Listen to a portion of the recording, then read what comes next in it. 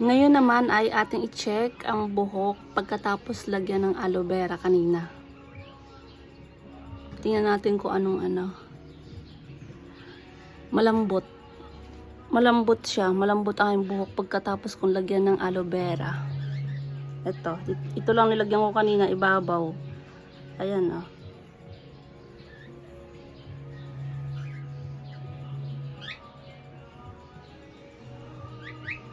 Ang lambot niya.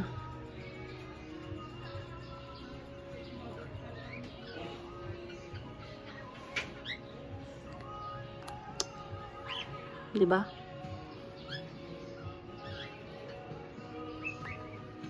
Malambot ang buhok.